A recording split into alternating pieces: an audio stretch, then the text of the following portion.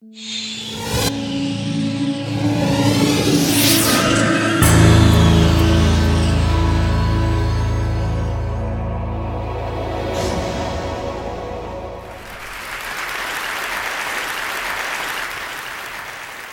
I was 10 years old, a cousin of mine took me on a tour of his medical school. And as a special treat, he took me to the pathology lab and took a real human brain out of the jar and placed it in my hands. And there it was, the seat of human consciousness, the powerhouse of the human body sitting in my hands. And that day I knew that when I grew up, I was going to become a brain doctor, scientist, something or the other. Years later, when I finally grew up, my dream came true. And it was while I was doing my PhD on the neurological causes of dyslexia in children that I encountered a startling fact that I'd like to share with you all today. It is estimated that 1 in 6 children, that's 1 in 6 children, suffer from some developmental disorder.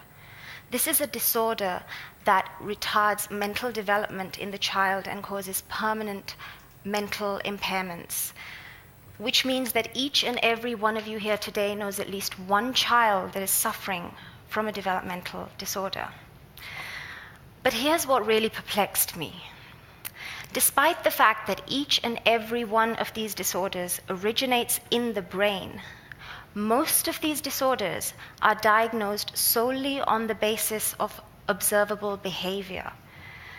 But diagnosing a brain disorder without actually looking at the brain is analogous to treating a patient with a heart problem based on their physical symptoms without even doing an ECG or a chest X-ray to look at the heart. It seemed so intuitive to me. To diagnose and treat a brain disorder accurately, it would be necessary to look at the brain directly. Looking at behavior alone can miss a vital piece of the puzzle and provide an incomplete or even a misleading picture of the child's problems. Yet, despite all the advances in medical technology, the diagnosis of brain disorders in 1 in 6 children still remained so limited. And then I came across a team at Harvard University that had taken one such advanced medical technology and finally applied it, instead of in brain research, towards diagnosing brain disorders in children.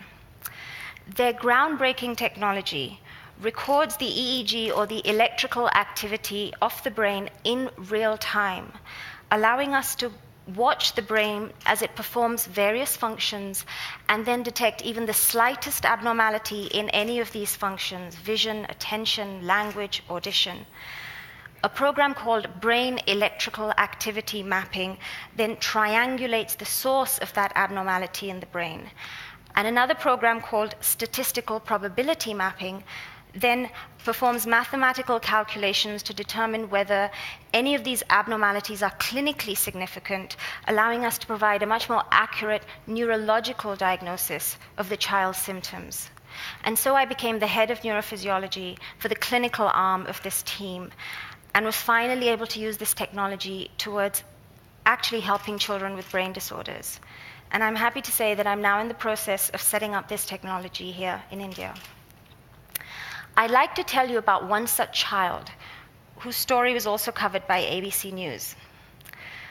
7-year-old Justin Senegal came to our clinic with this diagnosis of very severe autism.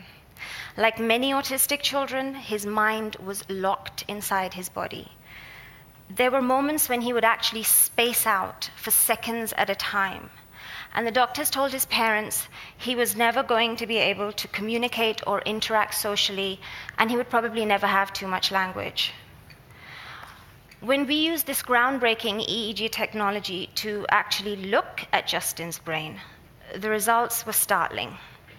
It turned out that Justin was almost certainly not autistic.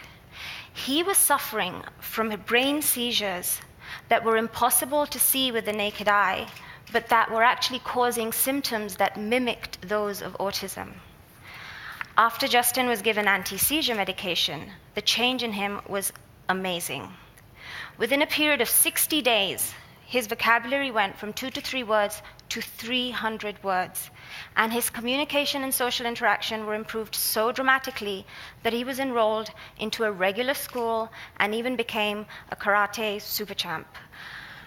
Research shows that 50% of children, almost 50% of children diagnosed with autism, are actually suffering from hidden brain seizures. These are the faces of the children that I have tested with stories just like Justin. All these children came to our clinic with a diagnosis of autism, attention deficit disorder, mental retardation, language problems. Instead, our EEG scans revealed very specific problems hidden within their brains that couldn't possibly have been detected by their behavioral assessments. So these EEG scans enabled us to provide these children with a much more accurate neurological diagnosis and much more targeted treatment. For too long now, children with developmental disorders have suffered from misdiagnosis while their real problems have gone undetected and left to worsen. And for too long, these children and their parents have suffered undue frustration and desperation. But we are now in a new era of neuroscience, one in which we can finally look directly at brain function in real time with no risks and no side effects, non-invasively, and find the true source of so many disabilities in children. So if I could inspire even a fraction of you in the audience today to share this pioneering diagnostic approach with even one parent whose child is suffering from a developmental disorder, then perhaps one more puzzle in one more brain will be solved. One more mind will be unlocked, and one more child who has been misdiagnosed or even undiagnosed by the system will finally realize his or her true potential while there's still time for his or her brain to recover. And all this by simply watching the child's brainwaves. Thank you.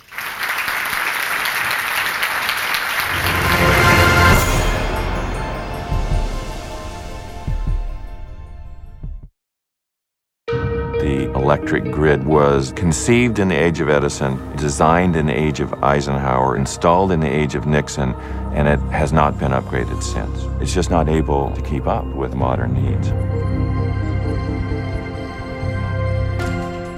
Well, the notion of the smart grid is using what we have better, making do with what we've got and not build so much new infrastructure. Software at the gateway between generation and transmission can solve that problem.